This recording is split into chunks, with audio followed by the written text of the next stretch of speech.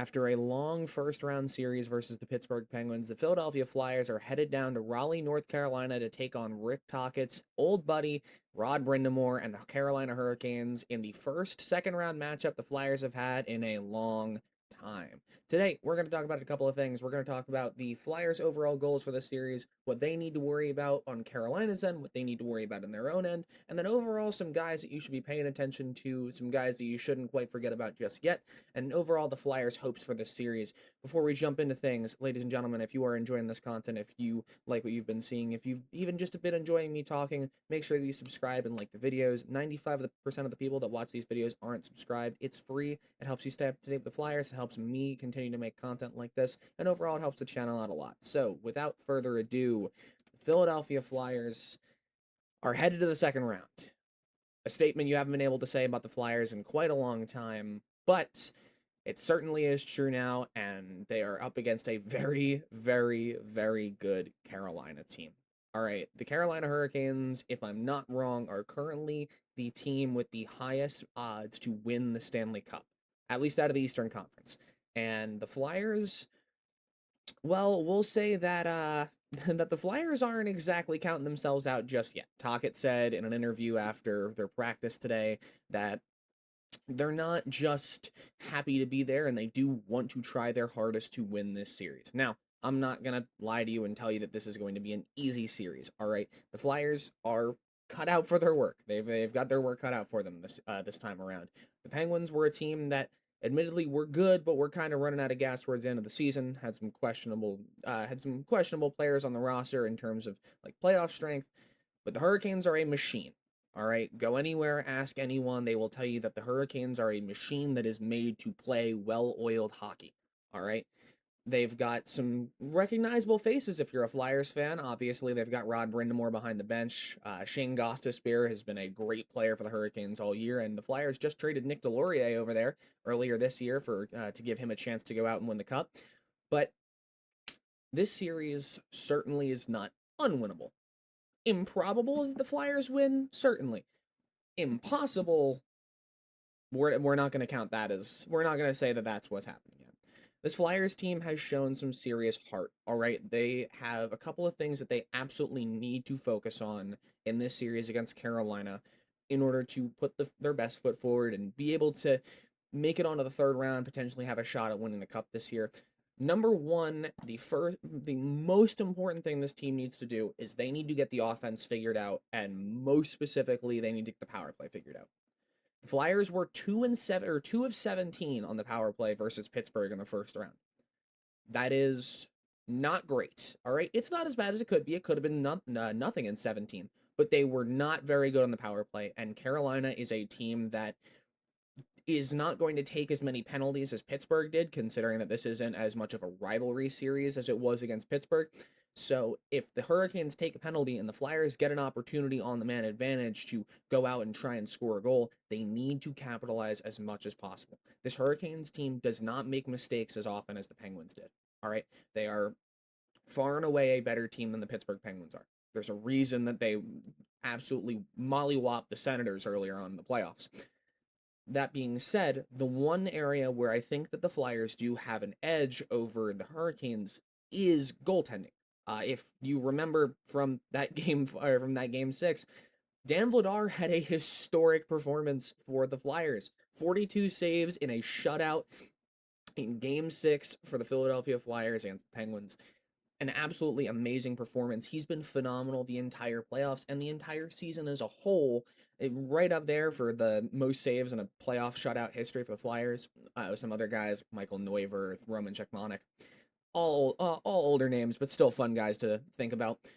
But Vladar has been an absolute workhorse and an absolute machine this entire playoffs. All right, there's a reason that he's been widely considered to be the Flyers' best player and has an argument to have been the best goaltender in the Eastern Conference, maybe even the entire playoffs thus far. He's been an absolutely phenomenal player, and especially considering that there were concerns about Carolina's goaltending leading into the playoffs. Now, obviously, those concerns were probably overblown, but Brandon Bussi has not been what he was earlier on in the season, and has most certainly not played up to what you would expect from a goaltender that has the win-loss that he has on the year. I'm not saying he's a bad player. I am saying, though, that based off of just the fact that Vladar is on such a hot streak at the moment, and that the Flyers overall are playing with very little to lose, I wouldn't be surprised if it turns into a handful of games that were very much like Game 6 versus Pittsburgh, where it's essentially a goaltending duel. It's which guy's going to make a mistake first, because Vladar's been playing great. We know Brandon Bussi is a very good goaltender, and both of these teams are either very good teams or playing with fire at this point. All right, so if the Flyers want to make sure that they can win a game, 2 games, heck, steal 3, maybe even win this series, Dan Vladar is going to be a huge part of that, just by virtue of the fact that he's been electric all series so far, and that needs to continue.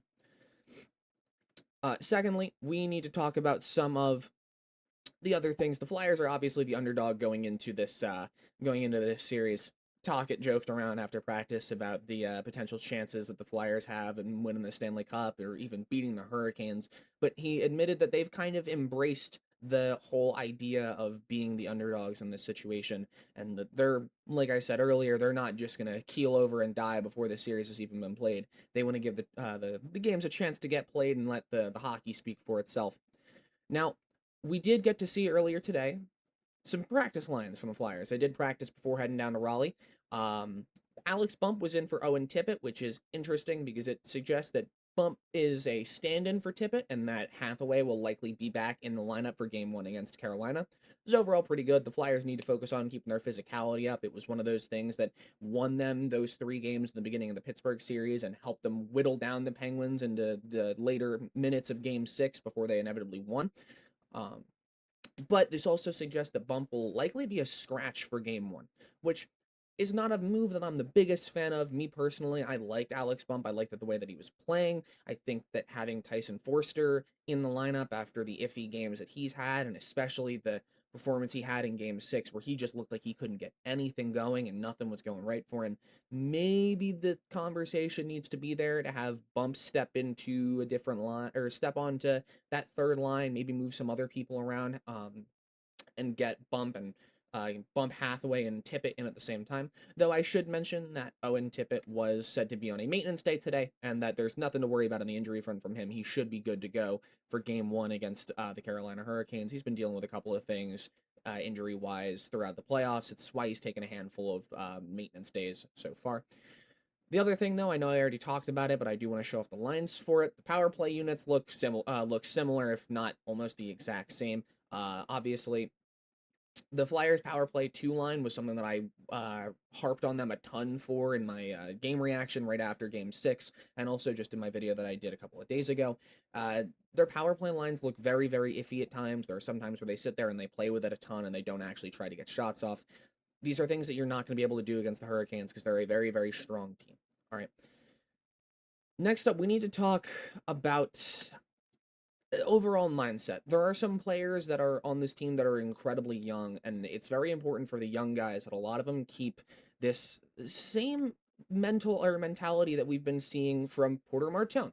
Martone got interviewed over the weekend and the time in between, or not over the week's end, not the weekend, in between Game 6 and now, and was asked about how he's thought about his performance, the fact that he hasn't kept up that point per game pace that he had during the regular season when he had first started his career, and even into those first 2 or 3 games for the Flyers. And he came out giving you the exact answer that you want to hear from a guy that's admittedly been playing like he's a 10-year veteran rather than playing in his 17th NHL game ever. All right. Martone is one of the rookies that's been able to recognize that even if you're not on the score sheet, you can still be contributing to the team. And this is a mindset and a mentality that everybody on this team, especially a lot of the younger guys, need to pick up. We've seen it from players on the Flyers all series. Couturier has been an absolute menace on the defensive end, and outside of the box score, he's been far and away one of the Flyers' best players. We have guys like Luke Glendening and Garnet Hathaway, Hathaway had one of the most odd, I'll call it. I was gonna say horrible, but I don't want to insult the guy. Has had a very odd regular season this year. He was very low scoring. A lot of fans were unhappy with his pace, but he came out and he was a huge physical presence. Was great defensively for the Flyers. So it's important that these guys get it through their heads that not everybody has to be in the box score. You can win a hockey game with one goal. It doesn't mean I only want them to score one goal at a time, because that would my blood pressure is not built for that. But you can win a hockey game with one goal if the guys that are contributing outside of the box score are playing defense solid. The Flyers have not struggled with that. Like I said a couple of days ago, the Flyers have been one of the best overall defensive units in the entire NHL playoffs, and they need to keep that up, because if they want any chance of matching up against this Carolina Hurricanes team and winning, it's absolutely something that they need to keep track of. They need to stay on top of their men defensively. They need to not get overwhelmed by the sheer amount of talent that this Carolina team has on their roster. And if I'm being completely honest with you, overtime is the Flyers' friend this series. Whereas overtime wasn't exactly something that we loved to see with Pittsburgh, every game in the regular season between the Flyers and the Hurricanes was decided in overtime, including the playoff clinching game for the Flyers that they won in a shootout.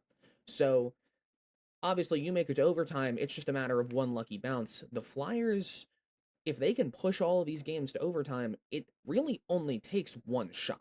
Now, getting to overtime is a different story, but if the Flyers want to maximize their chances to try and beat this Carolina team and work their way through this series, take as many games off of them as possible, even if for just the sake of getting second round playoff experience, they need to make sure that they maintain as stout a defense as they can. They need to try and get there early on the offensive, and they need to establish physicality, because if they can play physical, if they can whittle down the Hurricanes, those later games get easier and easier the more beat up guys are. I'm not saying to go out and hurt anyone, but some bumps and bruises never worked against the Flyers in the past. As always, if you've been enjoying these videos so far, if there's anything that you agree with, disagree with, if you think I'm an idiot for anything, please make sure that you let me know down in the comments. I'll stick around the comments to talk or to interact with some people, maybe answer some things, give my thoughts and opinions on some of your guys' takes. In the meantime, ladies and gentlemen, the Flyers play on Saturday night at 8 p.m. versus the Hurricanes down in Carolina. If you're going to Game 4, I might see you there. So, ladies and gentlemen, once again, remember to like the video and subscribe if you've been enjoying, and I will see all of you in the next one. Have a great day, and go Flyers.